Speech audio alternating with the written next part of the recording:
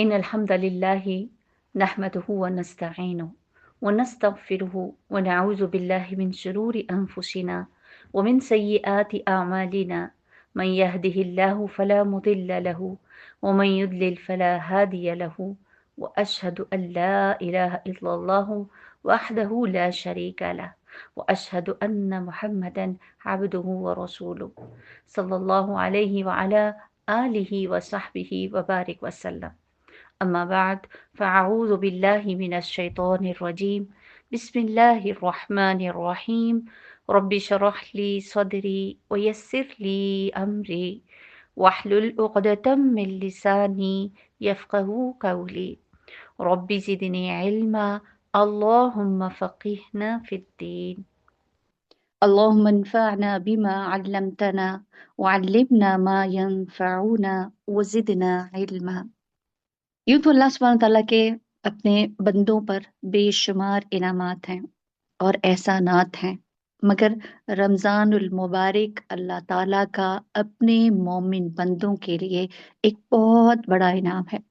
अलबत्ता इस चीज़ के लिए कि इस बात का एहसास कि ये वाकई अल्लाह का एक बहुत बड़ा इनाम है, शायद हर एक के लिए इतना आसान काम ना हो।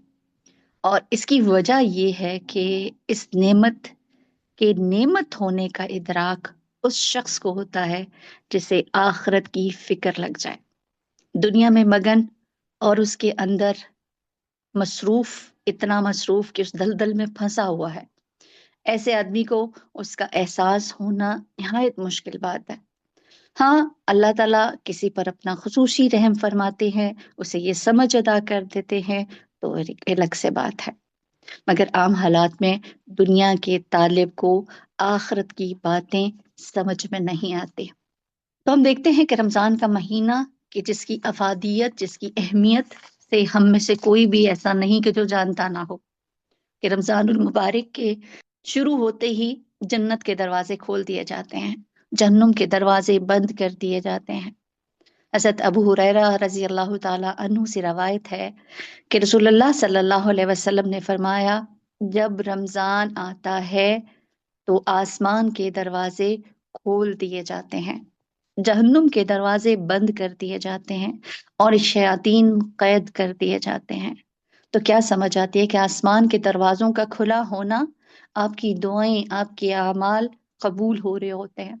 और कबूलियत का लेवल भी क्या होता है कि आपके फराइज का जो सवाब अजर होता है वो 700 गुना तक बढ़ जाता है, और आपके नवाफिल जो हैं उनका सवाब जो है वो फराइज की तरह से हो जाता है। तो फिर क्या है कि दरवाजों का खुला होने का मतलब क्या है कि एक वेलकम करने की अलामत, कि जन्नत का शौक दिलाने के लिए क्या कहा जाता है कि आपके लिए आसमान के दरवाजे खोल दिए जाते हैं और जहन्नुम के दरवाजे बंद कर दिए जाना, शयातीन का कैद किया जाना, कि इंसान अपने आप को गुनाहों से रोक सकता है, कि उसके लिए ये काम कुछ ज्यादा मुश्किल नहीं रहता। जब हम बात करते हैं रमजान की फर्जियत की, तो या अय्युहल्लज़ीना आमनू कुतिबा अलैकुमुस सियामु कमा कुतिबा अलल्लज़ीना मिन क़ब्लिकुम लअल्लकुम तत्तक़ून, कि ए ईमान वालों, तुम पर रोजे फर्ज कर दिए गए हैं। कैसे फर्ज कर दिए गए? जैसे तुमसे पहली उम्मतों के ऊपर रोजे फर्ज थे। और किस लिए? लअल्लकुम तत्तक़ून, ताकि तुम मुत्तकी हो जाओ। तो सबसे पहली चीज जो हमें नजर आ रही है वो ईमान वालों को खिताब है कि इस रमजान से वो फायदा उठा सकता है जो ईमान वाला है। तो सवाल ये है कि रमजान पैकेज की सूरत में खुसूसी इनाम सिर्फ अहले ईमान के लिए ही क्यों, तमाम इंसानों के लिए क्यों नहीं? आप देखते हैं कुरान में कई जगहों पर या अय्युहन्नास भी पुकारा जाता है, लेकिन जब ये अहकामात दिए जाने वाले हैं कुछ रोजों से मुतल्लिक, तो फिर उस वक्त क्या कहा जा रहा है? या अय्युहल्लज़ीना आमनू। तो इसकी वजह यह है कि रमजान पैकेज असल में इस्लाम पैकेज का हिस्सा है, कि जो इस्लाम पैकेज कबूल करता है उसे रमजान पैकेज भी मिल जाता है, और जो इस्लाम पैकेज को रिजेक्ट कर देता है वो रमजान पैकेज से खुद ब खुद महरूम हो जाता है। तो अल्लाह ताला की रहमत तो सबके लिए यकसा है, کوئی قبول کرے یا اس کو ریجیکٹ کر دے، ٹھکرا دے، یہ خود اس کے اوپر اس کا انحصار ہے۔ اللہ سبحانہ تعالیٰ سورۃ بنی اسرائیل میں فرماتے ہیں کُلًّا نُمِدُّ هَٰؤُلَاءِ وَهَٰؤُلَاءِ مِنْ عَطَاءِ رَبِّكَ وَمَا كَانَ عَطَاءُ رَبِّكَ مَحْظُورًا۔ ان کو بھی اور ان کو بھی، دونوں کو ہم اپنی عطا سے نوازتے ہیں، اور تیرے رب کی عطا کو کوئی روکنے والا نہیں ہے۔ تو جو دنیا مانگتا ہے اسے دنیا، اور جو آخرت چاہتا ہے اسے آخرت دے دی جاتی ہے۔ تو اسلام پیکج کو ٹھکرا دینے والا رمضان پیکج سے پھر محروم رہتا ہے، اس سے پھر ہرگز ہرگز اس سے فائدہ نہیں اٹھا سکتا۔ اور جو لوگ رمضان پیکج کے مستحق ہیں یعنی مسلمان ایمان والے، وہ یقیناً اس سے مستفید ہو سکتے ہیں، مگر کیسے؟ آئیے اس کو ہم جاننے کی کوشش کرتے ہیں۔ ایمان والوں کی کیفیت کہ جب رمضان آتا ہے تو ان کی کیا حالت ہوتی ہے، وہ کس طرح سے رمضان کو ویلکم کرتے ہیں۔ بعض سلف کے بارے میں آتا ہے کہ 6 مہینے پہلے سے دعائیں کرتے ہیں، ہمیں اللہ رمضان تک پہنچا دے، ہمیں رمضان مل جائے۔ پھر رمضان کے بعد 5 ماہ تک یہ دعا کرتے رہتے ہیں کہ یا اللہ ہمارے رمضان کے روزے قبول فرما لے۔ کیا دعائیں ہوتی ہیں؟ اللہم بلغنا رمضان۔ اور وہ دعائیں کرتے رہتے ہیں کہ وہ رمضان کے فائدوں کو جانتے ہیں، ان کی برکتوں کو سمجھتے ہیں۔ پھر جب وہ رمضان میں داخل ہو جاتے ہیں اور اس میں پھر عمل صالح کرنے کی توفیق کی دعا کرتے ہیں، اور اس کے لیے پھر بھرپور کوشش بھی۔ اور جب رمضان ختم ہو جاتا ہے تو پھر ان کی دعائیں ہوتی ہیں کہ اللہ تعالیٰ جو کچھ بھی اس میں کیا ہے اس کو تو قبول فرما لینا۔ تو کیا ہے، سمجھ آتی ہے کہ سچے لوگ، ایمان والوں کی یہ خصوصیت ہوتی ہے کہ وہ پھر اپنی نیکی پر فخر نہیں کرتے، غرور میں مبتلا نہیں ہوتے، بلکہ پھر بھی ڈرتے رہتے ہیں کہ وہ عمل جو انہوں نے کیا وہ قبول ہو جائے۔ عموماً ہمارے ہاں رمضان میں تو شاید ہم اپنے آپ پہ کنٹرول کر لیتے ہیں، لیکن رمضان کے بعد اپنی عبادات کی اتنی ڈیٹیل دے رہے ہوتے ہیں، اتنی باتیں کر رہے ہوتے ہیں کہ گویا اپنے ہی ہاتھوں اپنے ہی کیے ہوئے کو ضائع کر رہے ہوتے ہیں، جبکہ وہ تمام ذکر، وہ تمام دعائیں ہماری اللہ سبحانہ تعالیٰ سے ہونی چاہیے۔ اللہ تعالیٰ ہماری دعاؤں کو قبول کر لے۔ والذین یؤتون ما آتوا وقلوبہم، اور وہ ہے کہ جو انہوں نے دیا اس حال میں دیتے ہیں کہ ان کے دل ڈرنے والے ہوتے ہیں، ڈر رہے ہوتے ہیں کہ جو دیا ہے اللہ کرے کہ وہ قبول ہو جائے، یقیناً وہ اپنے رب ہی کی طرف لوٹنے والے ہیں۔ اولئک یسارعون فی الخیرات وہم لہا سابقون، اور یہی وہ لوگ ہیں جو نیکی کے کاموں میں جلدی کرتے ہیں اور یہی ان کی طرف آگے نکلنے والے ہیں۔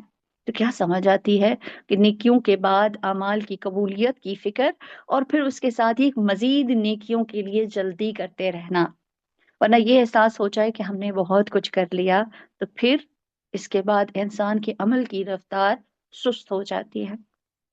تو ایسی صورت میں اس کیفیت کا ہمارے اندر ہونا ہی نہیں چاہیے۔ تو پھر اس کا استقبال کیسے پھر ہونا چاہیے؟ دیکھیے، اگر ہم اسلاف کو دیکھتے ہیں تو ان کی تیاری 2 ماہ پہلے سے شروع ہوتی، ہماری تو بہت آخر میں، اور اس میں بھی ہماری تیاریوں کی نوعیت کچھ مختلف ہوتی ہے۔ ابو بکر البخی کہتے ہیں ماہ رجب کھیتی لگانے کا مہینہ ہے، ماہ شعبان کھیتی کو پانی لگانے کا، اور ماہ رمضان کھیتی کاٹنے کا۔ کیا سمجھ آتی ہے کہ رجب سے ہی تیاری شروع کر دینی چاہیے، اور شعبان میں تو اور زیادہ آگے، اور پھر آپ رمضان میں اس طرح داخل ہوتے ہیں کہ آپ پوری تیاری کے ساتھ ہوتے ہیں۔ اور وہ یہ بھی کہتے کہ ماہ رجب کی مثال ہوا کی طرح ہے، ماہ شعبان کی بادلوں کی طرح، اور ماہ رمضان کی مثال بارش جیسی ہے۔ اور جس نے ماہ رجب میں نہ تو کھیتی بوئی، نہ شعبان میں کھیتی کو پانی لگایا، تو وہ رمضان میں کیسی کھیتی کاٹنا چاہے گا؟ تیاری کے اعتبار سے دیکھیے کتنا ہی زبردست پلاننگ ہے کہ رجب سے ہی تیاری، یوں سمجھیے جیسے آپ ایک مٹیریل اکٹھا کر رہے ہیں کہ وہ چیز کہ جب آپ ان تمام چیزوں سے رمضان میں بھرپور فائدہ اٹھانے والے ہیں پوری تیاری کے ساتھ۔ اب رمضان کے لیے تیاری کریں، کیسے کریں، کس چیز کے ساتھ کریں؟ ہماری تیاری کیسی ہوتی ہے؟ سودا سلف خرید لیں، گھروں کو صاف کر لیں، ضرور کریں، بٹ یہ ایک پارٹ ہے، اسی میں ہی اپنی زندگیوں کو نہ گھلا دیں، اپنی جانوں کو نہ صرف کر دیں۔ تو ہمارے فوکس زیادہ گھروں کی صفائیاں، لیکن ہم اسلاف کو دیکھتے ہیں تو وہ گھروں کے ساتھ اپنے دلوں کو بھی صاف کرتے تھے۔ وہ رمضان میں ایسے داخل ہوتے کہ دل میں کوئی کینہ نفرت نہ ہوتی۔ صحابہ کے بارے میں کہا جاتا ہے کہ وہ کہتے ہیں کہ ابھی رمضان کا مہینہ نہ ہم پر آتا، یعنی ہم رمضان کو جب پہنچتے تو ہم میں سے کوئی شخص ایسا نہیں ہوتا تھا کہ جس کے دل میں کسی کے لیے نفرت یا کینہ ہو۔ مطلب ہم صاف دلوں کے ساتھ رمضان میں داخل ہوتے تھے۔ تو سمجھ آتی ہے رمضان سے پورا فائدہ اٹھانے کے لیے اپنی ایمان کی تجدید کی ضرورت ہے۔ اٹ مینس کہ اپنے ایمان کو تازہ کرنا ہے، نیت میں اخلاص پیدا کرنا ہے کہ مقصد کچھ اور نہیں، اللہ سبحانہ تعالیٰ صرف آپ کی رضا، صرف آپ کی خاطر۔ تو پھر کیا ہے اصل مقصد؟ ہمارا ایمان اور مضبوط ہو جائے اور اللہ کے یہاں اس کا اجر و ثواب ہمیں ملے۔ تو اگر رمضان کی تیاری کرنا چاہتے ہیں تو پھر ایمان میں سچائی کی ضرورت ہے، ایمانی لحاظ سے تیاری کی ضرورت ہے، اس لیے کہ اعمال کی قبولیت کی بنیاد یاد رکھیے آپ کی ایمان پر۔ جتنا اچھا ایمان ہوگا، جتنا پختہ ایمان ہوگا، اتنے ہی بہترین لیول پر عمل بھی ہوگا اور اتنا ہی زیادہ اللہ سبحانہ وتعالیٰ کے ہاں قبولیت بھی ہوگی۔ نبی صلی اللہ علیہ وسلم نے فرمایا جس نے رمضان کے روزے ایمان کی حالت میں حصول ثواب کے لیے رکھے، اس کے پچھلے سارے گناہ معاف کر دیے جائیں گے۔ تو کیا سمجھ آتی ہے کہ کوئی بھی نیکی ایمان کے بغیر قبول نہیں ہوتی۔ سورۃ الحدید میں اللہ سبحانہ تعالیٰ فرماتے ہیں آمنوا باللہ ورسولہ وانفقوا مما جعلکم مستخلفین فیہ فالذین آمنوا منکم وانفقوا لہم اجر کبیر۔ اللہ اور اس کے رسول پر ایمان لاؤ۔ اب یہ کس کو کہا جا رہا ہے؟ یہ ایمان والوں سے مخاطب کیا جا رہا ہے، ان کو مخاطب کر کے کہا جا رہا ہے اللہ اور اللہ کے رسول پر ایمان لاؤ، جیسے کہ ایک اور جگہ پر آتا ہے نا یا ایھا الذین آمنوا آمنوا باللہ ورسولہ، اے لوگو جو ایمان لائے ہو ایمان لے آؤ۔ گویا ایمان لانے والوں کو ایمان لانے کے بعد پھر اس کو ایمان کو مزید بڑھانے کی ضرورت ہے۔ تو یہاں کیا کہا جا رہا ہے؟ آمنوا باللہ ورسولہ وانفقوا مما جعلکم مستخلفین فیہ، اللہ اور اس کے رسول پر ایمان لاؤ اور ان چیزوں میں سے خرچ کرو جس میں ان سے پہلوں کا جانشین بنایا۔ پھر وہ لوگ جو تم میں سے ایمان لائے، فالذین آمنوا منکم وانفقوا لہم اجر کبیر، اور خرچ کیا ان کے لیے بہت بڑا اجر ہے۔ یعنی یہاں دیکھیے سب سے پہلے ایمان کی دعوت ہے اور اس کے بعد عمل کی دعوت دی جا رہی ہے۔ گویا اجر کب ملے گا؟ چاہے آپ وہ کام کچھ خرچ کرنے کے حوالے سے کر رہے ہیں، آپ روزہ رکھ رہے ہیں، چاہے آپ قیام اللیل کر رہے ہیں، اگر ایمان ہوگا تو یقین بھی ہوگا۔ پتہ چلتا ہے نا کہ ایمان کا ہونا اور درست ایمان کا ہونا لازمی شرط ہے۔ اعمال کی قبولیت اسی میں ہے۔ اسی لیے دیکھیں بہت سے لوگ ایمان لانے کا دعویٰ کرتے ہیں لیکن کیا ہوتا ہے ساتھ ہی کچھ شکوک و شبہات کا شکار رہتے ہیں، پتہ نہیں رب ہے کہ نہیں ہے۔ اور آج تو اللہ تعالیٰ رحم کرے، آج نئی جنریشن جب علم ان کے پاس نہیں پہنچا، دین اسلام ان پر صحیح طرح ان تک نہیں پہنچایا گیا، تو پھر آج ان کی کیا کیفیت ہے، کس طرح کے شکوک و شبہات کا شکار ہیں۔ پتہ نہیں یہ علم درست ہے بھی یا نہیں، یہ حدیث، یہ جو نبی کی بات ہے، یہ ہمارے تک کیسے پہنچی؟ اس طرح کی شکوک و شبہات بھی ہیں آج ہمارے اندر۔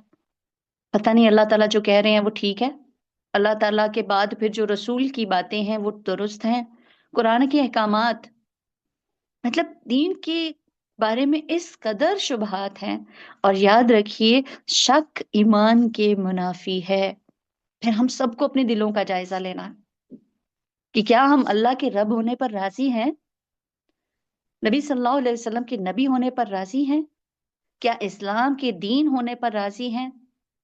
میرا پورا یقین ہے کہ یہ سب بالکل سچ ہے، حقیقت ہے، اور اس میں کسی وسوسے کا شکار نہیں۔ پھر اس کے بعد آپ اللہ کی رضا کے لیے کام کیے جائیں، عمل کیے جائیں، تو جیسا جیسا عمل اس کے مطابق آپ کو، چاہے چھوٹا ہی کام ہے، آپ کو اس کا بڑا اجر ملنے والا ہے انشاءاللہ تعالی۔ ہم جب بات کرتے ہیں نا ایمان کی، اور کہا کہ ایمان کے بعد کی عمل کی بات ہے، تو دیکھیے ہمارے پاس بہت ساری مثالیں ہم ملتی ہیں کہ جب کہتے ہیں نا کہ عبداللہ بن جدعان کی بات آتی ہے، حضرت عائشہ رضی اللہ تعالیٰ عنہ پوچھتی ہیں نبی صلی اللہ علیہ وسلم کیا اس کو بھی کچھ ثواب ملے گا؟ تو آپ کیا فرماتے ہیں کہ وہ ایمان نہیں لایا، اس نے آخرت پر یقین نہیں رکھا، اس نے کبھی اللہ سبحانہ تعالیٰ سے یہ نہیں کہا کہ میں اپنے گناہوں کی معافی مانگتا ہوں۔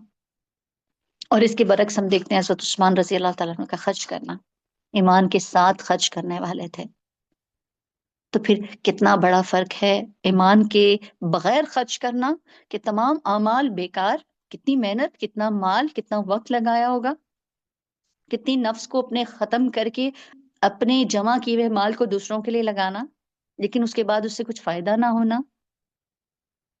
تو اس کے لیے ضرورت کس چیز کی ہے کہ ہم اپنے ایمان کو مضبوط کریں۔ دیکھیے اگر ہم دیکھتے ہیں نا، کیٹیگرائز کرتے ہیں، تو ایک ہے ایمان والے جو اللہ کی بات پر کہتے ہیں سمینا واطعنا، ایک وہ ہے جو کفر کے لیول پر ہے، جو مانتے ہی نہیں۔ ایک تیسری کیٹیگری بھی ہے جو منافقین کی ہے، جو شک میں رہتے ہیں، اچھا ٹھیک ہے یہ نہیں ہے، بظاہر مسلمان کہلاتے ہیں۔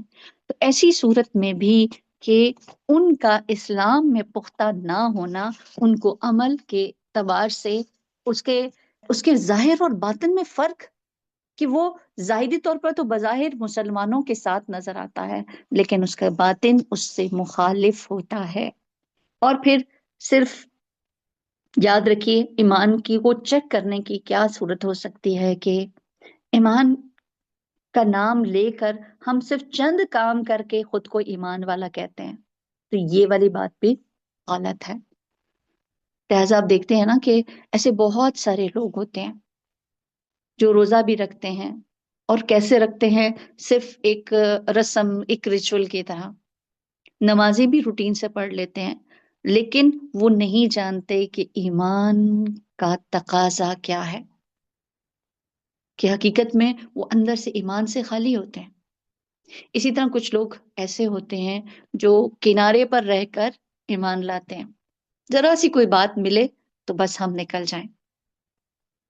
وَمِنَ النَّاسِ مَن يَعْبُدُ اللَّهَ عَلَى حَرْفٍ، اور وہ لوگوں میں سے کچھ ایسے بھی ہیں جو کنارے پر رہ کر عبادت کرتے ہیں، پھر اگر ان میں سے کوئی بھلائی پہنچتی ہے تو مطمئن ہو جاتے ہیں، جو کچھ مل رہا ہے، سب کچھ مل رہا ہے، اولاد مل رہی ہے، دنیا مل رہی ہے، تو اللہ سے راضی نظر آتے ہیں۔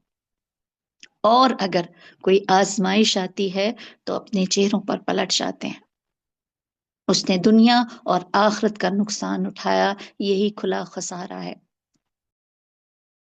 اب اس کو سوچیے گا، کیا ہم میں سے ایسے لوگ نہیں ہیں جن کو تکلیف آتی ہے، نمازیں چھوڑ دیتے ہیں، دین کے احکامات چھوڑ دیتے ہیں، بعض خواتین پردہ اتار دیتی ہیں، نمازیں پڑھنا چھوڑ دیتی ہیں، اسی شک میں چلے جاتے ہیں کہ اللہ ہے بھی کہ نہیں، میں اس میں مشکل میں پڑ گئی، کیا اللہ کو نہیں پتا تھا، میں تو اتنی محنت کر رہی تھی، تو میں تو ابھی تک بھی اس تک نہیں پہنچی۔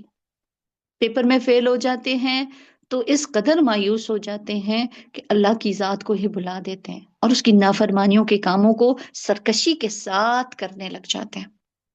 تو یاد رکھیے یہ جو آزمائشیں ہیں نا، اللہ سبحانہ تعالیٰ مجھے، آپ کو، ہم سب کو آزماتا ہے۔ قرآن میں بھی آتا ہے نا کہ کیا تم یہ سمجھتے ہو کہ وہ تم کو آزمائے گا نہیں، وہ تمہیں چیک نہیں کرے گا؟ تو اللہ سبحانہ تعالیٰ اپنے بندوں کو امتحانات میں ڈال کر، آزمائشوں میں ڈال کر چیک کرتا ہے۔ تو کیا ہے، مومن اور منافق میں ظاہری نہیں باطنی اعمال کا فرق ہوتا ہے۔ اس لیے ہم سب کو رمضان سے پہلے اپنے باطن کا جائزہ لینا ہے انشاءاللہ۔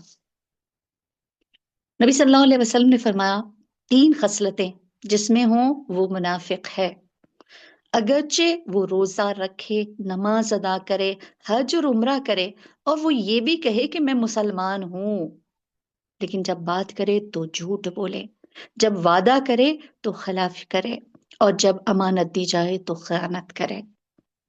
کیا سمجھ آتی ہے کہ منافق ہے وہ شخص جو بظاہر اپنے آپ کو یہ تو کہتا ہے کہ میں مسلمان ہوں،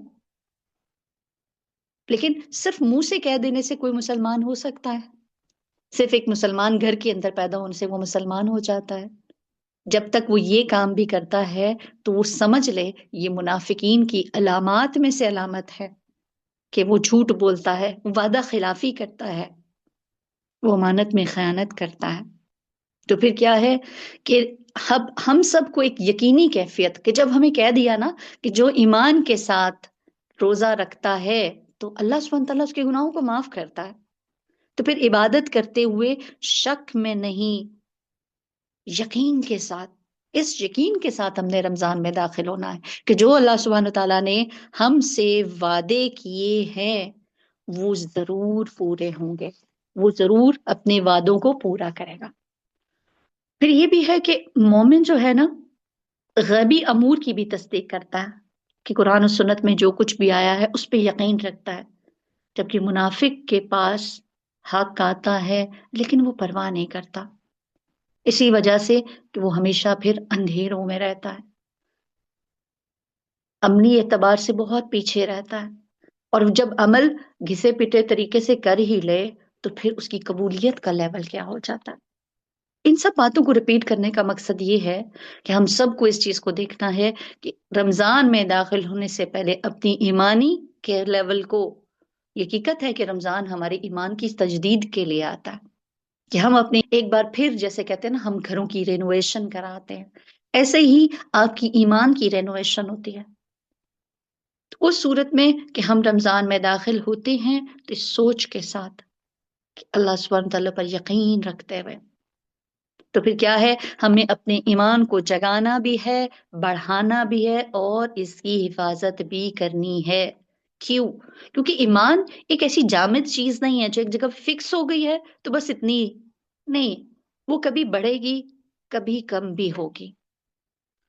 تو پھر اس رمضان میں ایک ٹارگٹ ہم یہ رکھیں گے کہ اپنے ایمان کو بوسٹ کرنے والے کام کرنے ہیں، اور جہاں لگے یہاں ہمارا ایمانی لیول ڈاؤن ہو رہا ہے اس چیز سے خود کو بچانا ہے، اور اپنے پورے رمضان میں ایمان کے لیول کے گراف کو چیک کرتے رہنا ہے کہ اس کو نیچے نہ ہونے دیں، اور کبھی نیچے ہو جائے تو اس کو بڑھانے کی فکر کرنی ہے۔ تو پھر روزہ رکھ کر کیا کرنا ہے اور کیا نہیں کرنا، جیسے ہمیں کچھ چیزیں کرنے کے لیے حکم دیا ہے، کچھ چیزوں سے منع بھی کیا ہے کہ جس سے آپ کی ایمان کا گراف نیچے چلا جائے۔ ابو ہریرہ رضی اللہ تعالیٰ عنہ روایت کرتے ہیں جو روزہ رکھ کر بھی جھوٹ بولنا نہ چھوڑے، اللہ کو اس کی کوئی ضرورت نہیں کہ وہ بھوکا اور پیاسا رہے۔ تو کیا سمجھ آتی ہے، صرف کھانا پینا چھوڑنے کا نام روزہ نہیں ہے، بلکہ کیا کرنا ہوگا، اس سے جھوٹ، غیبت، بد اخلاقی، ان سب کو بھی چھوڑنا ہوگا۔ یہ جو غیبت ہے نا جس کو لیے ہمیں کرنا بہت آسان ہے، جس سے ہمارے سے رکنا ہمارے لیے بہت مشکل ہو رہا ہوتا ہے، یہ ایمان کے منافی ہے۔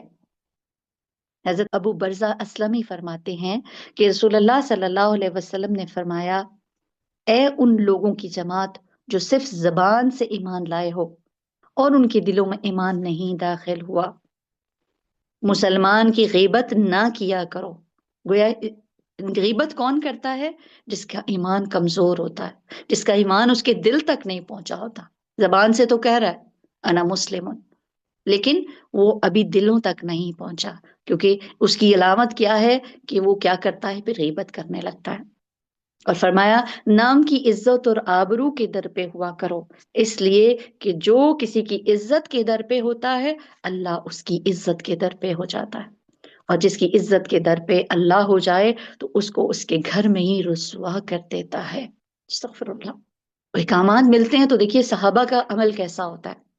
قیس کہتے ہیں کہ حضرت عمرو بن عاص اپنے ساتھیوں کی جماعت میں سفر کر رہے تھے تو ان کا گزر ایک مردہ خچر پر ہوا جو پھول چکا تھا، گل سڑ گیا تھا۔ انہوں نے کہا اللہ کی قسم، البتہ اگر تم میں سے کوئی اسے کھائے یہاں تک کہ اس کا پیٹ بھر جائے تو یہ اس سے بہتر ہے کہ وہ کسی مسلمان کا گوشت کھائے۔ تو کیا کرنا ہے، ہم سب کو اپنے آپ کو غلط چیزوں سے مینس غیبت سے بھی خود کو اس طرح سے روکنا ہے۔ پھر اس کے ساتھ یہ کہ اپنے آپ کو اپنی زبان کی درستگی کہ اس کی بہت حفاظت کرنی ہے، کہ کسی شخص کا ایمان اس وقت تک درست ہو نہیں سکتا جب تک کہ اس کا دل سیدھا نہ ہو۔ جانتے ہیں کہ دل کو کمانڈ کیا چیز کرتی ہے؟ زبان۔ دل درست ہو نہیں سکتا جب تک کہ زبان درست نہ ہو۔ حضرت انس بن مالک روایت کرتے ہیں نبی صلی اللہ علیہ وسلم نے فرمایا کسی شخص کا ایمان اس وقت تک سیدھا نہیں ہو سکتا جب تک کہ اس کا دل سیدھا نہ ہو، اور اس کا دل سیدھا اس وقت تک نہیں ہو سکتا جب تک اس کی زبان سیدھی نہ ہو۔ تو پھر اس میں جہاں پر ہمیں اس چیز کا خیال کہ عبادات کے اعتبار سے اپنے آپ کو رکھنا ہے، وہاں ان تمام چیزوں سے خود کو بچانا ہے جو ہمارے روزے کو ضائع کر سکتی ہیں، اور اس میں بہت بڑا حصہ ہماری زبان کا ہوتا ہے۔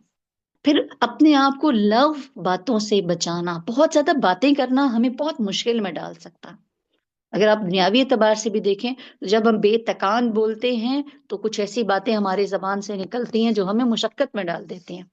حضرت ابوبکر صدیق رضی اللہ تعالیٰ عنہ کہتے ہیں کہ مجھے لگتا ہے کہ آج تک دنیا میں جتنی دفعہ میں کسی مشکل میں پڑ گیا، کسی آفت میں پڑ گیا، تو اس کی وجہ یہ زبان ہے۔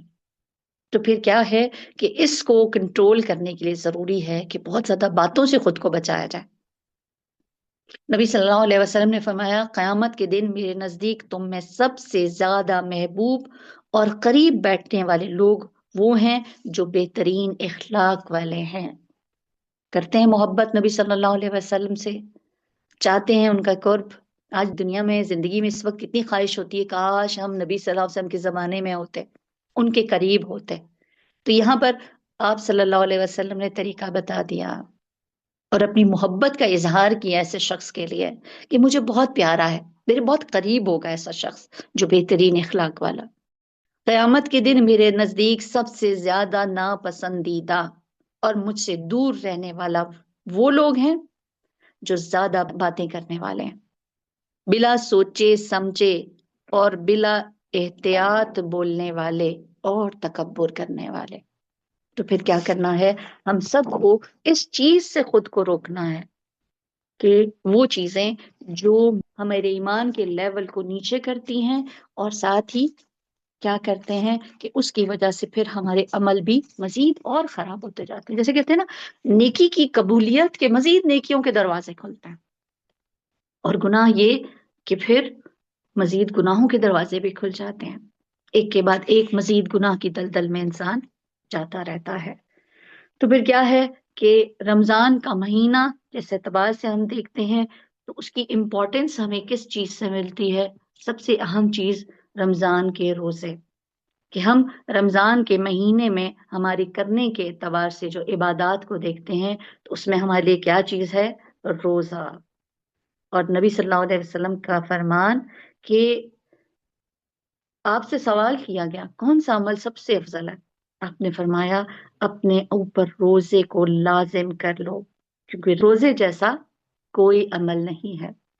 تو ایسی صورت میں کہ جب کہ رمضان کا مہینہ اور روزے کی فرضیت کا ہمیں پتہ چلتا ہے کہ یہ تمہارے اوپر فرض کر دیے گئے ہیں، یہ تمہارے اوپر لازم کر لیے گئے ہیں، تو پھر ان روزوں کو تو ہمیں رکھنا ہی ہے۔ لیکن اگر شوق اور رغبت سے اس کی افادیت کو سمجھتے ہوئے رکھیں گے تو انشاءاللہ اس سے اتنا ہی نفع بھی حاصل کریں گے۔ کچھ چیزیں بغیر سوچے سمجھے ہم کر لیتے ہیں کیونکہ ایک وقت ہے، سب لوگ کر رہے ہیں تو ہم بھی کر رہے ہیں تو کر لیا، لیکن اس کا فائدہ آپ اس لیول پر نہیں لے سکتے جو چیز آپ سوچ سمجھ کر کرتے ہیں۔ یاد رکھیے روزہ خیر کا دروازہ ہے۔ آپ صلی اللہ علیہ وسلم نے معاذ بن جبل سے فرمایا کیا تمہیں میں خیر کا دروازہ نہ بتاؤں؟ روزہ ڈھال ہے اور صدقہ گناہوں کو بجھا دیتا ہے۔ تو پھر کیا ہوتا ہے؟ خیر کا دروازہ جب روزہ ہے تو خیر کے دروازے میں داخل ہو کر کیا ملے گا؟ خیر ہی تو ملے گی، ٹھیک ہے؟ اور پھر یہ بھی کہ روزہ جو ہے وہ جہنم سے بچاؤ کا ذریعہ بھی ہے۔ مطرف سے مروی ہے، کہتے ہیں میں عثمان بن عاص کے پاس داخل ہوا، مطلب ان کی ملاقات کے لیے گیا، تو انہوں نے مجھے دودھ دینے والی اونٹنی کے دودھ کا لانے کا حکم دیا۔ میں نے کہا میں تو روزے سے ہوں، تو انہوں نے کہا میں نے رسول اللہ صلی اللہ علیہ وسلم سے سنا روزہ اللہ کی عذاب سے ڈھال ہے، جیسے تم میں سے کوئی ایک آدمی جنگ سے بچنے کے لیے ڈھال استعمال کرتا ہے، تو پھر روزہ رکھ کر انسان اللہ کی ناراضگی غضب سے محفوظ رہتا ہے۔ شرط ایمان کے ساتھ، ایک ثواب کی امید کے ساتھ روزہ رکھیں، اس کو صرف رسمن یا رواجن نہ رکھیں، اس کو شعوری طور پر رکھیں، تبھی تو پھر اس کیفیت پر پہنچتا ہے لعلکم تتقون، تاکہ تم متقی ہو جاؤ۔ اچھا ایک چیز سوچیے، پورا مہینہ گزارنے کے بعد اگر کوئی انسان وہیں کا وہیں کھڑا ہو تو کیا اس نے اس مقصد کو پایا؟ تو کیا واقعی پھر اس کو وہ روزے فائدے دیں گے؟ جیسے اگر فرض کریں آپ ایک مہینے کا کہیں کورس کرتی ہیں، مثلا ڈرائیونگ کورس کرتی ہیں، آپ گاڑی چلانا سیکھتے ہیں، اب کیا ہوتا ہے ایک مہینے کے کورس کے بعد آپ کو گاڑی دی جاتی ہے کہ آپ اس کو چلائیں، اور آپ جا کر سامنے جانتے پوچھتے چیز کے ساتھ جا کر آپ ٹکر مار دیتے ہیں، تو کیا کہتے ہیں؟ یہ آپ کا ایک مہینے کا کورس تھا، کیا سیکھا؟ ایسے ہی یہ جو اللہ سبحانہ تعالیٰ نے ایک مہینے کا روزے ہمارے اوپر نافذ کیے ہیں، یہ کچھ اللہ کا ہمارے اوپر ایسا نہیں ہے کہ وہ چاہے کہ اس کے بندے کسی مشقت میں پڑ جائیں، اس کا کچھ مقاصد ہیں۔ ان مقاصد کو سمجھے بغیر، اور سمجھ کیسے آئے گی؟ شعور کے بغیر صرف سوتے رہیں گے، صرف ایک مشین کی طرح اٹھیں گے، کھائیں گے، پیئیں گے اور پھر سو جائیں گے، اور پھر اٹھیں گے اور کھانے کی تیاری کریں گے، اور پھر کھا پی کر پھر سو جائیں گے اور پھر اٹھیں گے، گویا یہی سرکل کھانا پینا اور سونا۔ جبکہ رمضان کا مہینہ آپ کو پتا ہے کہ اللہ سبحانہ تعالیٰ نے آپ کے لیے ایک ٹریننگ کا مہینہ رکھا ہے کہ گویا آپ اپنے اندر وہ انرجی پیدا کر لیں، وہ اپنے آپ کو اس اسکیل پر لے آئیں کہ آپ کے لیے شر کے ساتھ فائٹ کرنا آسان ہو جائے، اللہ کے لیے کھڑا ہونا، اللہ کے احکامات کو اوبے کرنا آپ کے لیے میرے لیے آسان ہو جائے۔ اور اس کی ٹریننگ کا پارٹ ہے کہ کچھ چیزیں اس نے حلال ہونے کے باوجود ان کی کچھ حدیں رکھ دی ہیں، کھانا پینا مکمل طور پر بند نہیں کیا، بس تھوڑا ٹائم دے دیا، اتنی ڈیوریشن میں کھانا ہے اور اس کے بعد نہیں کھانا۔ نیند کا ہے، اب یہاں سو سکتے ہو، اتنی جگہ پر تم کو اٹھنا ہی ہوگا، اور پھر اس کے لیے اپنی سحری کا اہتمام کرنا ہوگا، اور اس کے بعد باقی کی تمہارے پاس آزادی ہے، یو کین ڈو اٹ۔ اسی طرح شوہر بیوی کا تعلق یہاں سے یہاں تک نہیں، اس کے بعد چاہو تو کر سکتے ہو، کچھ لمیٹیشن دیتی ہیں۔ کیوں؟ دراصل اس نفس کو تیار کیا جا رہا ہے کچھ چیزوں سے روک کر، تاکہ آئندہ کے لیے وہ اپنے آپ کو ناجائز وہ چیزیں جس سے اللہ تعالیٰ نے منع کیا ہے اس سے رک سکیں۔ اس لیے ہم دیکھتے ہیں کہ جو روزے کا لفظ ہے نا، جس کو عربی میں سیام کہتے ہیں، سوم، یہ لفظ عربوں کے ہاں بھی بولا جاتا تھا۔ عربوں کے ہاں روزے کا کانسیپٹ نہیں تھا، روزہ نہیں رکھتے تھے، لیکن سوم کا لفظ استعمال ہوتا تھا۔ وہ کہاں استعمال کرتے تھے کہ اپنے گھوڑے کو جنگ کے لیے تیار کرنے کے لیے وہ کیا کرتے تھے، ان کو بھوکا اور پیاسا رکھتے، کئی کئی گھنٹے بھوکا رکھتے، تاکہ وہ اس کے بعد وہ اس چیز کے لیے تیار ہوں کہ وہ جنگ میں تیز رفتاری کے ساتھ، برق رفتاری کے ساتھ دوڑ سکیں، مقابلہ کر سکیں، بھوک اور پیاس کو برداشت کر سکیں۔ تو اس کے لیے ٹریننگ کیا دی جاتی تھی کہ ان کو گھنٹوں بھوکا اور پیاسا رکھا جاتا، کہ اس کے بعد وہ زیادہ ایکٹیولی اپنے کام کو کر سکتے تھے۔ اور ایسا ہی ہمارے لیے بھی، اس لیے کہتے ہیں کہ قرآن کو سمجھنے کے لیے، اس کے کچھ عربی لفظوں کو سمجھنے کے لیے عرب ہسٹری میں دیکھا جاتا کہ وہ لفظ وہاں کس طرح استعمال ہوتا۔ تو یہی چیز اللہ سبحانہ تعالیٰ نے ہمارے لیے کی کہ ایک مہینہ آپ کی ٹریننگ کا مہینہ ہے، جس میں کچھ چیزوں کو سے روک کر نفس کو کنٹرول کرنے کا نسخہ سمجھایا جا رہا ہے۔ ہماری کون سی چیزیں ایسی ہیں جو ہمیں برائی کی طرف لے کر جاتی ہیں؟ مطلب عموماً انسان اللہ کو ناراض کر کے اس کے احکامات سے تجاوز کر جاتا ہے۔ وہ کیا چیزیں ہوتی ہیں؟ خواہشات نفس، یہی چیز ہوتی ہے نا۔ ہمارے سے نیند کنٹرول نہیں ہو رہی، سوتے رہ گئے ہیں، نمازیں چلی گئیں، ہاں ہماری بھوک پیاس برداشت نہیں ہوتی، جس کی وجہ سے اس کھانے کا اضافی شوق آپ کو گناہوں کی طرف لے جاتا ہے۔ نفس کنٹرول میں نہیں ہو رہا، شہوت کنٹرول میں نہیں ہو رہی، اور یہ چیز آپ کو کدھر تک لے جاتی ہے؟ تو پھر ان تینوں چیزوں کے اوپر دراصل کام کیا ہو رہا ہے رمضان کے اندر، کہ انسان اپنے نفس کو کنٹرول کرے۔ دیکھیں، اسلام نفس کو کچلنے کو نہیں کہتا، کہ اس کو بالکل جیسے دوسرے دیان میں ہوتا ہے کئی کئی مہینوں کی چلا کشیاں کی جاتی ہیں، اور کوئی لوگ تو بالکل اس طرح کے نفس کو کچل کر رکھ دیں کہ آپ کی کوئی خواہش پوری نہیں ہو سکتی۔ یہی دراصل اصل راہب کی کوالٹیز ہوتی ہیں۔ لیکن اسلام آپ کو ایسا نہیں کہتا، وہ آپ کی نفس کو کچلنے کو نہیں کہتا، ہاں اس کو کہتا ہے اس کو کنٹرول کر لو۔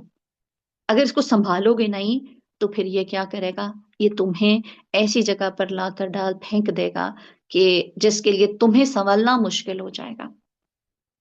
قرآن میں ہوا کا لفظ آتا ہے نفس کے لیے، خواہش کے لیے۔ تو ہوا کا مطلب کیا؟ کہ کسی چیز کا اوپر سے آسمان سے زمین کی طرف پھینک دینا۔ گویا جو شخص نفس کے ساتھ خود کو اس کے حوالے کر دیتا ہے تو اس کی حالت ایسی ہی ہوتی ہے۔ تو ایسی صورت میں ہم روزے کے مقصد کو تبھی پا سکتے ہیں جب اس شعور کی کیفیت کے ساتھ ہم روزے رکھیں گے انشاءاللہ تعالی۔ اس کے بعد ہم دیکھتے ہیں کہ روزوں کا مہینے کو قرآن کے لیے بہت امپورٹنٹ کہا گیا۔ کیوں؟ کیونکہ یہ وہ مہینہ ہے جس میں قرآن پاک کا نزول ہوا۔ اور جب ہم نبی صلی اللہ علیہ وسلم کو دیکھتے ہیں کہ آپ کا قرآن کے حوالے سے اس مہینے میں کیا خاص کام ہوتا تھا، تو نبی صلی اللہ علیہ وسلم ہر سال حضرت جبرائیل علیہ السلام کے ساتھ قرآن کا دور کیا کرتے تھے۔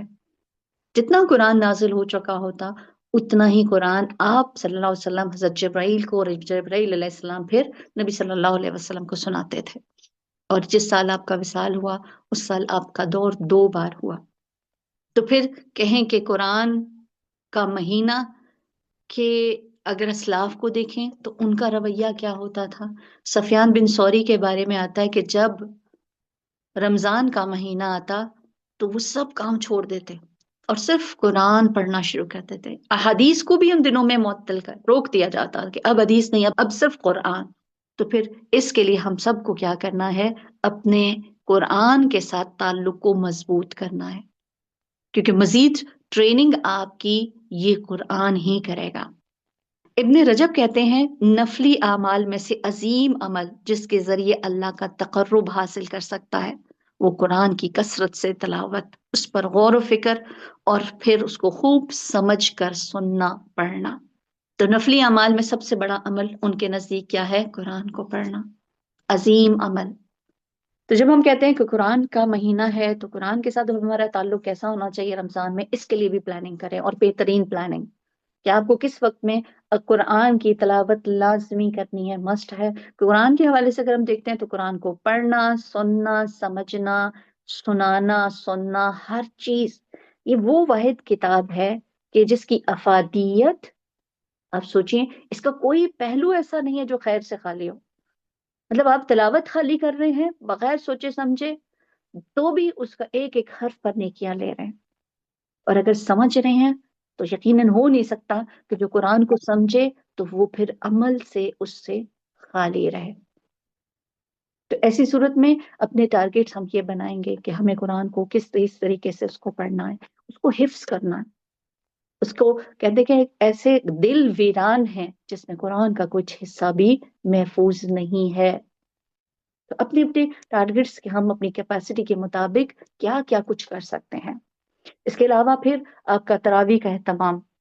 زید بن ثابت کہتے ہیں کہ رسول اللہ صلی اللہ علیہ وسلم نے رمضان میں اپنے لیے ایک حجرہ بنا لیا تھا اور بوریے سے اوٹ کر لی، یعنی اپنے آپ کو ایک آڑ میں دے دیا، اور پھر وہاں پر آپ نماز پڑھتے تھے۔ یعنی آپ صلی اللہ علیہ وسلم نے تراویح کے لیے ایک جگہ مقرر کر لی تھی۔ اور جب ہم یہ بات کرتے ہیں کہ نفل نماز قیام اللیل اس کی کیا اہمیت اور افادیت ہے، تو آپ صلی اللہ علیہ وسلم فرماتے ہیں کہ فرض نماز کے بعد افضل ترین عبادت آپ کی رات کی نماز ہے۔ تو پھر راتوں کو غفلت میں نہیں گزارنا، سو کر نہیں گزارنا، اور خاص طور پر آخری راتیں کہ جس کے لیے مزید بھرپور کوشش کرنی ہے۔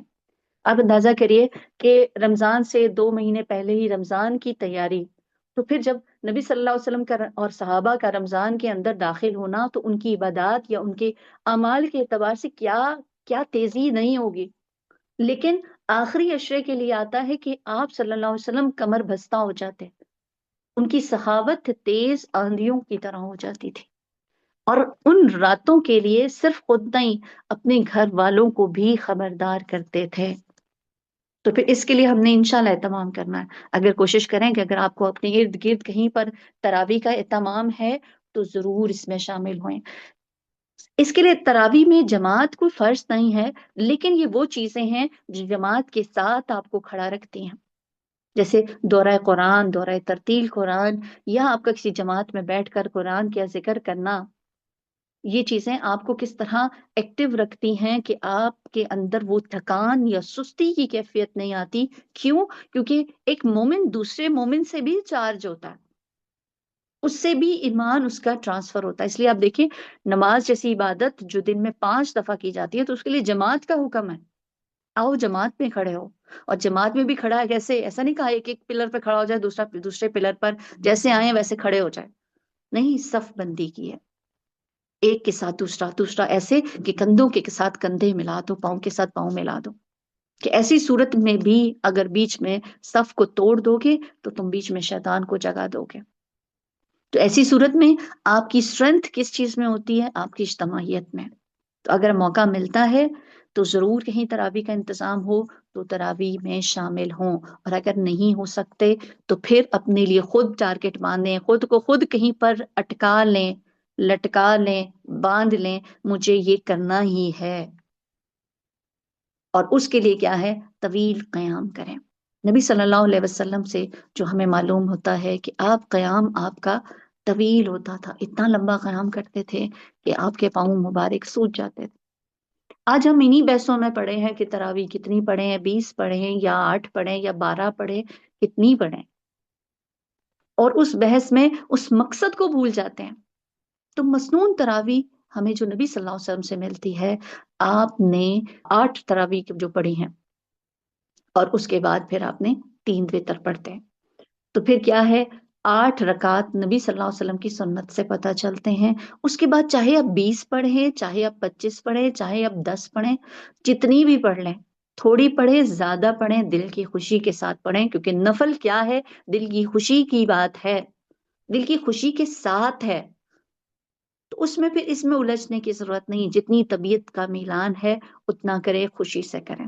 ہاں، جب آپ کی جوش اور جذبہ، آپ کی اندر کی ایک رغبت اور ایک ارادہ ہوگا تو یقیناً کھڑا ہونا مشکل نہیں ہوگا۔ یہ احساس کہ یہ وقت دوبارہ ہاتھ نہیں آنے والا، پتہ نہیں ملتا ہے کہ نہیں ملتا، اگلے سال زندگی رہتی ہے کہ نہیں رہتی، کیونکہ آج اگر ہم دیکھتے ہیں اپنے ارد گرد تو کچھ لوگ ایسے نظر آتے ہیں جو پچھلے سال تک ہمارے ساتھ تھے لیکن آج نہیں ہیں۔ تو اس کے لیے ان کا جانا ہمارے لیے تکلیف دہ ہوتا ہے، لیکن سب سے زیادہ اب ہمیں اپنے اوپر بھی تو کام کرنا ہے، اس حقیقت پر بھی تو یقین رکھنا ہے کہ ہم سب کو بھی جانا ہے۔ تو یہ اگر رمضان مل رہا ہے، ابھی تو ہمیں یہ بھی نہیں معلوم، ابھی تو کچھ دن اس میں بھی باقی ہیں، تو اس کے لیے بھی دعا مانگیں جیسے صحابہ مانگتے تھے، اللہ تعالیٰ پہنچا دے ہم سب کو رمضان تک، اس رمضان کو پانے کی ہم سب کو مہلت دے دے، اور پھر یہ سوچ کر اس کی اچھی سی اس میں عبادت کرنی ہے تاکہ اس سے ہم ایسے بھرپور فائدہ اٹھا لیں کہ معلوم نہیں اگلا سال ہمیں یہ نصیب ہو یا نہ ہو۔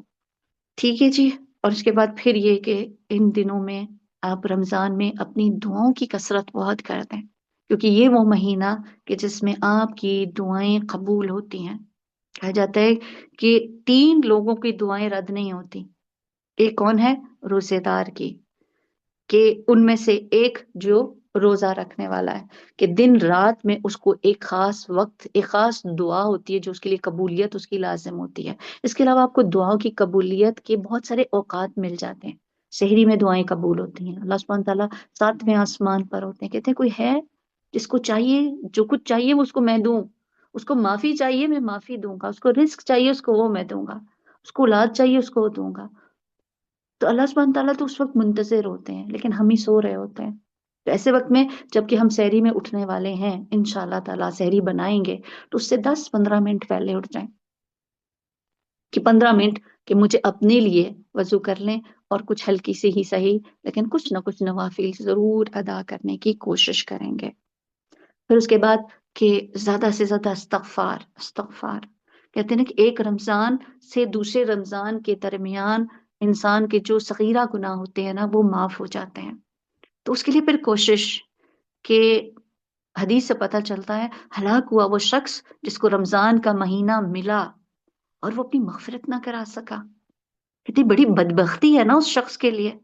اللہ تعالیٰ ہم سب کو اس بدبختی سے بچا لے، اللہ ہمیں خوش قسمت لوگوں میں شامل کر لے جس کی دوڑ اللہ سبحانہ تعالیٰ کی طرف ہوتی ہے۔ اللہ ان بدبختوں میں شامل نہ کرے جو اللہ سے دوڑ رہے ہوتے ہیں، اللہ سے بچنا چاہتے ہیں، اللہ کے احکامات کو ریجیکٹ کر دیتے ہیں۔ تو پھر ایسی صورت میں رسول اللہ صلی اللہ علیہ وسلم کے بعد ہمارے پاس سب سے بڑی امان وہ کیا ہے؟ استغفار۔ وما كان الله ليعذبهم وانت فيهم وما كان الله معذبهم وهم يستغفرون۔ اللہ ان کو عذاب نہیں دے گا جب تک آپ صلی اللہ علیہ وسلم ان کے اندر موجود ہیں، اور اللہ ان کو عذاب دینے والا نہیں جب تک وہ استغفار کرنے والے ہیں۔ تو پھر اب کہ ہمارے درمیان نبی صلی اللہ علیہ وسلم موجود نہیں ہے، لیکن ہماری امان ہماری بچت کس چیز سے ہو سکتی ہے؟ زیادہ سے زیادہ استغفار کرنے والے ہوں۔ عمر رضی اللہ تعالیٰ عنہ کہتے تھے اگر آسمان سے بجلی بھی گر پڑے نا تو استغفار کرنے والے پر وہ نہیں گرتی۔ صدقات کرنے ہیں زیادہ سے زیادہ، کیونکہ یہ مواسات کا مہینہ ہے، یہ وہ نہیں ہے کہ صرف آپ اپنے پیٹ بھر لیں، یہ یہی تو بھوکا پیاسا رکھ کر یہ احساس دراصل دلانا ہوتا ہے کہ جیسے تم کو بھوک لگتی ہے نا، ایسے ہی تمہارے بہت سارے ایسے لوگ جو تمہارے ارد گرد ہیں جن کے پاس ایسا کچھ نہیں، تو ان کا بھی احساس کرو۔ تو ایسے لوگوں کے لیے کہ ان کو بھی احساس کرنا، اللہ کی راہ میں مال کو خرچ کرنا، کہ 7 طرح کے لوگ عرش کے سائے میں ہوں گے، ان میں سے ایک معلوم ہے آپ کو، وہ ہوگا جو صدقہ کرتا ہو، اور ایسے صدقہ کرتا ہو کہ اس کا ایک ہاتھ دیتا ہے تو اس کے دوسرے ہاتھ کو بھی خبر نہیں ہوتی۔ پھر یہ کہ جب ہم کہتے ہیں کہ اپنے ایمان کو ہم نے تازہ کرنا ہے، اس کی تجدید کرنی ہے، اس کو بڑھانا ہے، تو اس کے لیے پھر دلوں کو ایمان سے مزین کرنا ہے، ان کے اندر سے وہ تمام چیزیں جو دل کو بدنما کرتی ہیں نا ان سب کو بھی کھینچ کے نکال دیں، اور سب سے زیادہ بدگمانی کسی کے بارے میں، اس کی دل میں بغض کسی کے لیے رکھنا، ان سب چیزوں کو بھی انشاءاللہ نکال لیں گے۔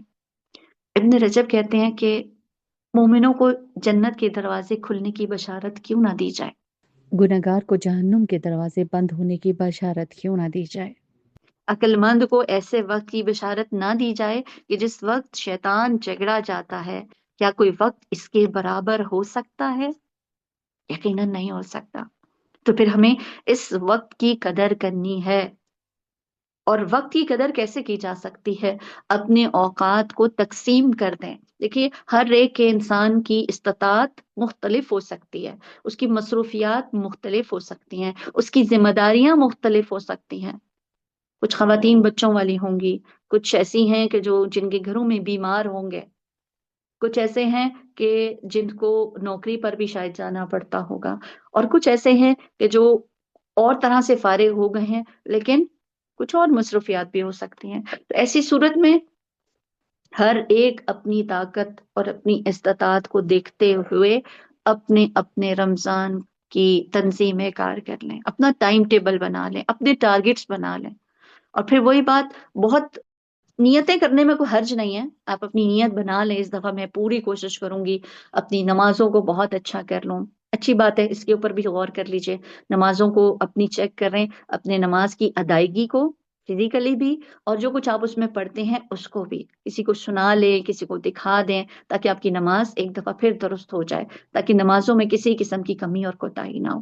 پھر نمازوں کو اول وقت میں انشاءاللہ پڑھنے کی کوشش کریں گے، اور پھر یہ بھی کہ نماز کے ساتھ ساتھ نوافل کا اہتمام بھی کریں گے، اور اس میں آپ کو جو سب سے بہترین چیز بتا دی گئی ہے وہ کیا ہے؟ رات کی نماز، تہجد کی نماز، سب سے افضل نوافل میں سے، نمازوں میں سے سب سے افضل نماز تہجد کی ہے۔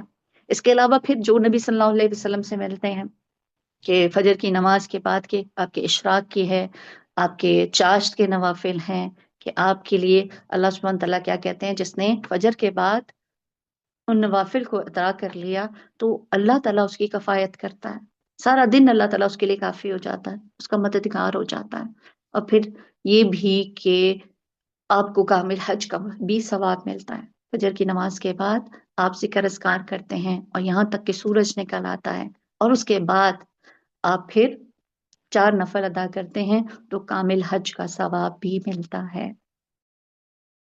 اس میں یہ بھی ہوتا ہے کہ ہماری عموماً رمضان میں یہ بھی دوڑ ہوتی ہے کہ ہم زیادہ سے زیادہ قرآن مکمل کر لیں، تو یاد رکھیے اللہ سبحانہ تعالیٰ کو آپ کی کوانٹیٹی نہیں چاہیے، آپ کے کام کی کوالٹی چاہیے۔ تو چاہے ایک قرآن پڑھیں، اپنے عباس رضی اللہ تعالیٰ غالباً کہتے ہیں کہ میں پورا قرآن پڑھوں اس سے بہتر ہے میں چند آیات کو اچھی طریقے سے تجوید کے ساتھ اور اس کو سمجھ کر پڑھ لوں، میں اس کو زیادہ بہتر سمجھتا ہوں۔ ایسی صورت میں آپ کا ایک قرآن اگر اس طرح مکمل ہوگا کہ آپ اپنی اصلاح کرا لیں اور تجوید کے ساتھ اس کو پڑھ لیں تو زبردست بات ہوگی۔ ٹھیک ہے جی، صدقہ خیرات کا اہتمام پلاننگ میں اپنے لازمی شامل رکھیے گا کہ آپ کا اگر کہتے ہیں نا کہ جب نفل کا ثواب فرض کے برابر ہو جاتا ہے تو آپ کی نفلی صدقات آپ کے لیے کس قدر اہمیت کے حامل ہیں۔ اپنے گھروں میں آپ باکسز بنا سکتے ہیں کہ جس کو لگتا ہے کہ اس کو روز کی اس کے لیے ممکن نہیں کہ وہ کسی ایسی جگہ پر پہنچا سکے کہ جہاں پر وہ دینا چاہتا ہے، تو اس لیے اپنے باکس بنا کر آپ اس میں ڈالتے جائیں، ڈیلی بیس پر اپنا صدقہ رکھیں تاکہ وہ آپ کے پاس جب کوئی ضرورت مند پہنچتا ہے تو آپ اس کو پھر خالی ہاتھ نہیں لوٹائیں گے انشاءاللہ تعالی۔ اور پھر جب ہم فی سبیل اللہ کی بات کرتے ہیں تو مجھے رشک آتا ہے حضرت عثمان رضی اللہ تعالیٰ عنہ پر کہ جن کے کنویں کو خرید کر مسلمانوں میں جو وقف کیا تھا اس کا آج بھی بل عثمان رضی اللہ تعالیٰ عنہ کے نام سے آتا ہے۔ دیکھیے کتنا زبردست صدقہ جاریہ ہے۔ حضرت ابوبکر صدیق رضی اللہ تعالیٰ عنہ کا وہ زمین کا ٹکڑا خرید کر وقف کرنا جس پر مسجد نبوی کی تعمیر ہوئی کہ آج تک کتنے لوگ، ہم تو کاؤنٹ بھی نہیں کر سکتے نا، کتنے لوگ وہاں پر جاتے ہیں اور نماز پڑھتے ہیں، اور وہاں کی نماز بھی کتنی عام نمازوں کی نسبت زیادہ اجر کا باعث ہے۔ تو اللہ تعالیٰ سے یہ دعا اللہ سبحانہ تعالیٰ ہمیں توفیق دے کہ ہم ہر نیکی میں اپنا حصہ ڈالنے والے ہوں، ہر نیکی میں، چاہے وہ حصہ تھوڑا ہے یا بڑا ہے۔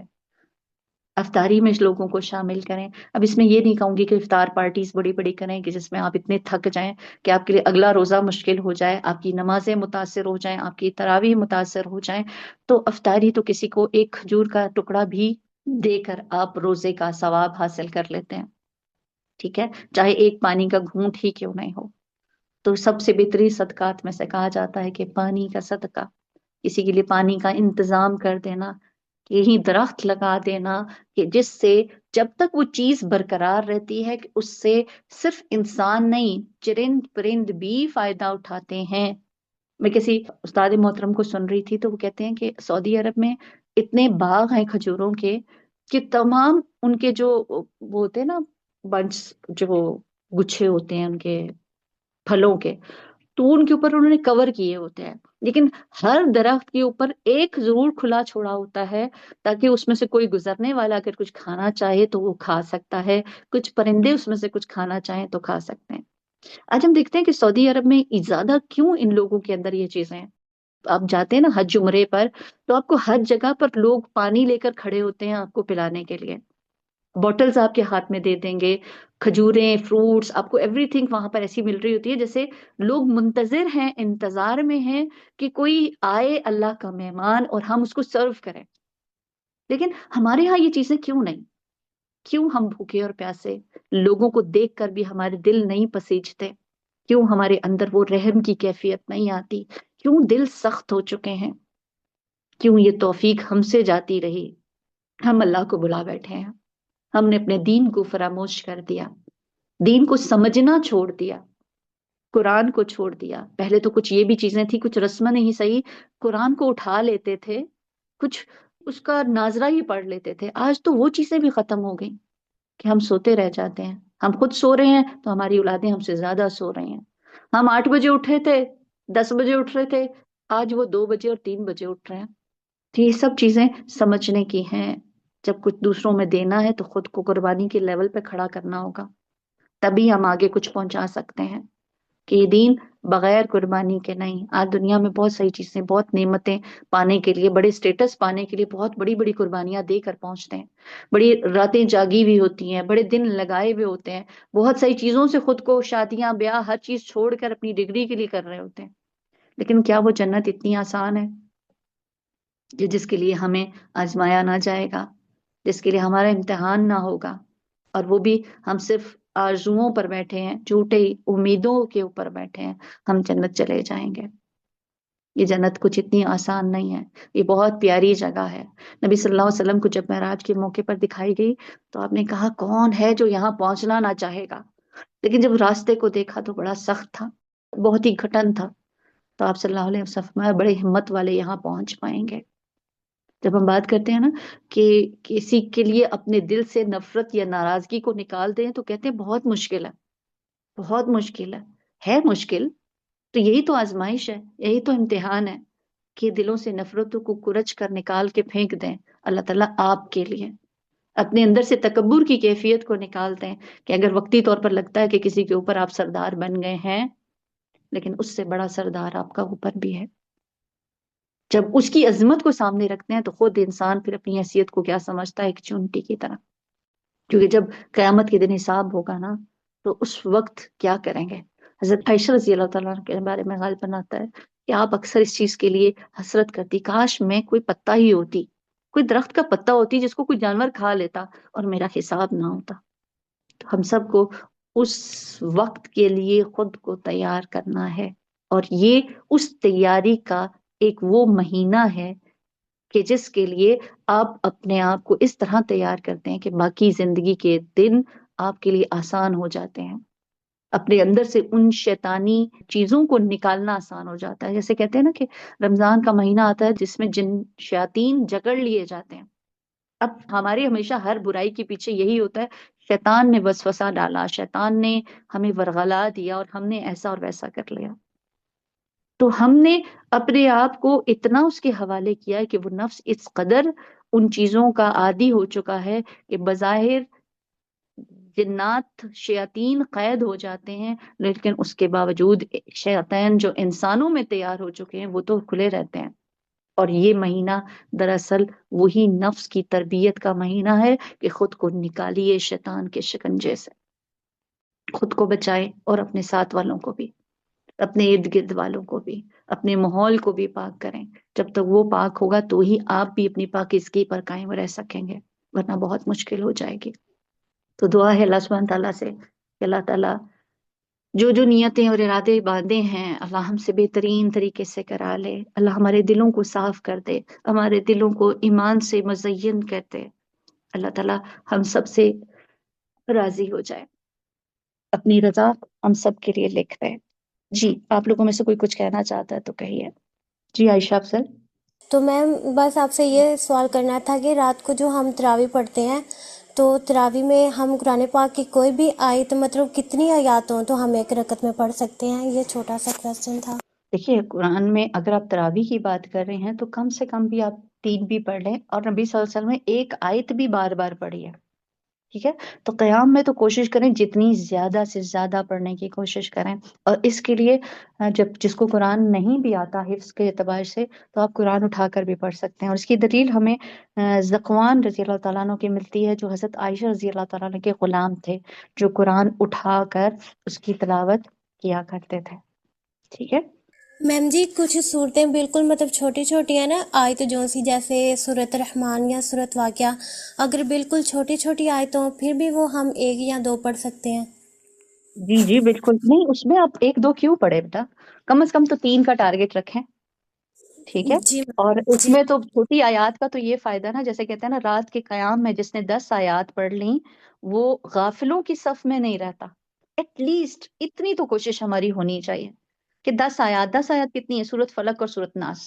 جی میم. ٹھیک ہے. اور اسی طرح آپ 100 آیات کے بارے میں بھی آتا ہے، 1000 آیات کے بارے میں بھی آتا ہے. تو چھوٹی چھوٹی آیات پڑھ کر آپ ٹارگٹ کو مکمل کر سکتے ہیں تو بہت اچھی بات ہے.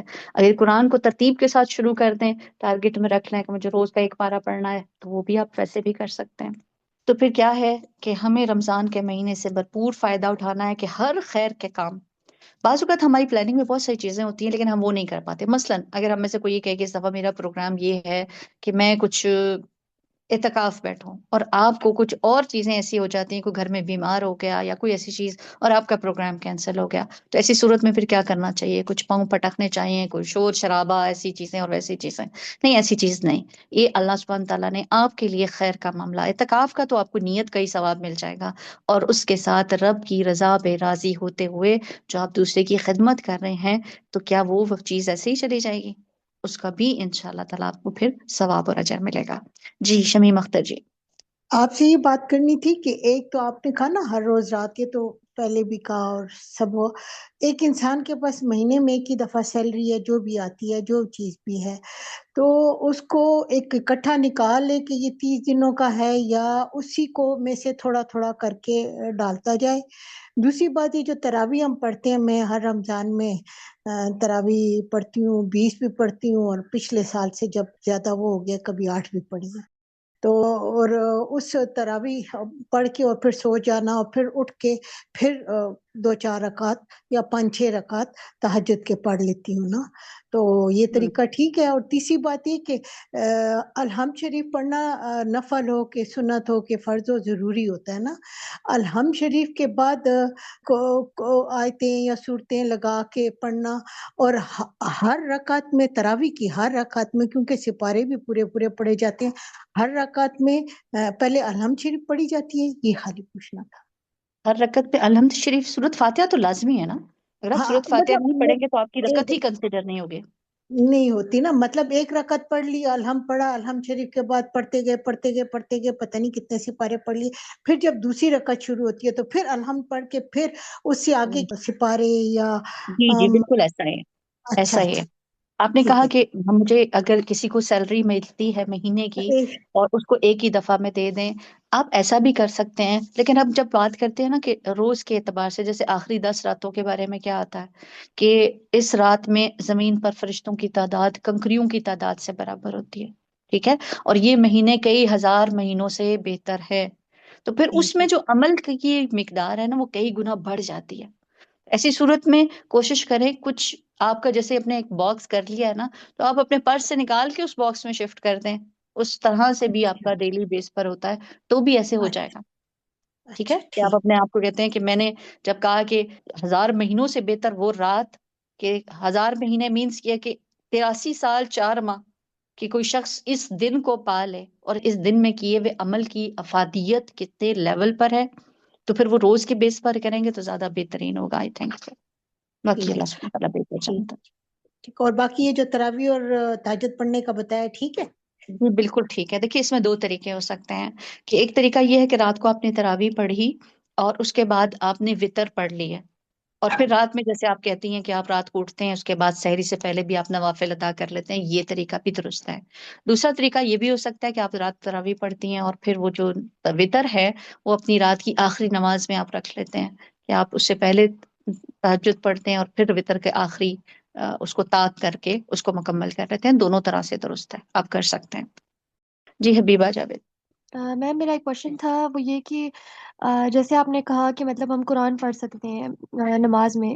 ہم نے بھی 4 سنت سٹارٹ کیے ہیں، تو فار ایگزامپل ہم نے سورہ بقرہ سٹارٹ کی ہے، تو اس میں میم ضروری ہے کہ پوری سورہ بقرہ کمپلیٹ کریں ہم، یا اس میں یہ ہے کہ اپنی مرضی سے آیات پڑھ لیں؟ ضروری تو نہیں ہے کہ فل ہی اب کمپلیٹ کریں پوری سورت؟ نہیں بیٹا، ایسا کوئی ضروری نہیں ہے کہ آپ کوئی بھی صورت کو پورا مکمل کریں. جتنا حصہ آپ آسانی سے پڑھ سکیں اتنا پڑھ سکتے ہیں. میری دعا ہے آپ سب کے لیے کہ اللہ ہم میں سے ہر ایک کو اس کام کے لیے سلیکٹ کر لے، کہ ہم اس رمضان سے بہترین طریقے سے فائدہ اٹھائیں اور اپنے وقت کو بہترین جگہ پر لگائیں. ایک ہوتا ہے نا کہ ہم اگر کہیں کہ اب رمضان کا مہینہ ہے، آلریڈی روزے سے ہیں، تو اب مزید 3 گھنٹے ہم دورہ قرآن پہ لگائیں یا ترتیل پر لگائیں، تو اس کی آخر کیا ضرورت ہے؟ اس روزے کو ہی برقرار رکھنے کے لیے، کہ جیسے کہتے ہیں نا کوئی کانچ کی چیز آپ نے اٹھا رکھی ہے اور آپ کو اس احتیاط سے اٹھا کے چلتے ہیں کہ کہیں وہ ٹوٹ نہ جائے، تو یہ روزہ بھی ایسا ہی ہے، کتنے محتاط انداز میں آپ چلتے ہیں کہ کوئی چیز اس روزے کو ڈیمیج نہ کر دے. تو ایسی صورت میں اس غلط چیز سے خود کو بچانے کے لیے کہ کہیں ٹکراؤ ہو جائے، اچھی جگہوں پر اپنے آپ کو لگا لیں. تبھی بچ سکتے ہیں۔ اسلاف کا طریقہ کیا ہوتا تھا کہ رمضان میں اپنی ایکسٹرا چیزوں کو چھوڑ دیتے، جیسے بھی بات ہوئی نا کہ لو باتیں، اب باتوں میں اتنا لگ جاتے ہیں، گوسپ میں اتنا لگ جاتے ہیں کہ اللہ اور اس کے رسول کی ناراضگی کو مول لیتے ہیں۔ تو ایسی صورت میں اسلاف کا طریقہ کیا ہوتا تھا کہ وہ زیادہ وقت اپنا مسجد میں گزارنے لگتا ہے، تاکہ وہ ان تمام لغویات سے، ان تمام باقی برائیوں سے خود کو بچا کر اپنے آپ کو اللہ کے ذکر میں مشغول رکھیں۔ اور یہ جو آخری 10 دن کا ہے نا جس میں اعتکاف کیا جاتا ہے، وہ بھی اسی لیے کہ آپ اب مزید جب معتکف ہو گئے، اعتکاف کی صورت آئسولیٹ ہو جانا، ہر چیز سے کاٹ کر خود کو ایک طرف کر لینا، کہ اب آپ اس سے بھی زیادہ ایکٹیو ہو چکے ہیں، کہ اب آپ نے کچھ اور پابندیوں کے اندر چلے گئے، کہ جیسے عام حالات میں تو حکم ہے نا کہ شوہر اور بیوی کا تعلق افطار کے بعد سے لے کر سحری کے درمیان کبھی بھی کیا جا سکتا ہے، لیکن جب اعتکاف میں چلا جاتا ہے کوئی، تو پھر یہاں پر مزید پابندی ہو جاتی ہے کہ اب یہ چیز بھی نہیں ہو سکتی، اور اب آپ اپنے آپ کو دنیا کے کاموں سے بھی کاٹ کر خالص اللہ کے لیے آپ بیٹھ جاتے ہیں۔ اور اس بیٹھنا بھی ہمارا ایسا ہو کہ واقعی وہ کسی محبوب سے ملاقات کے اثرات ایسے نہیں ہوتے کہ اس کی ظاہری حال حلیے میں بھی دکھائی دینے لگتا ہے، کہ وہ اس سے مسحور ہوتا ہوا دکھائی دیتا ہے۔ تو ایسا ہی ہے کہ جب ہماری اللہ سے ملاقات ہو تو اس ملاقات کے اثرات اتنے تو ہوں کہ جو ہماری ظاہریت بھی اس لیول پر، اور ہمارے دلوں کے اندر بھی وہ کیفیت جو پہلے تھی وہ تبدیل ہو چکی ہو، ہم اپنے آپ کو مکمل طور پر اللہ کے لیے خالص کر لیں۔ ٹھیک ہے جناب، جزاکم اللہ خیرا کثیرا، سبحانک اللہم و بحمدک، نشہد ان لا الہ الا انت، نستغفرک نستغفرک نستغفرک ونتوب الیک۔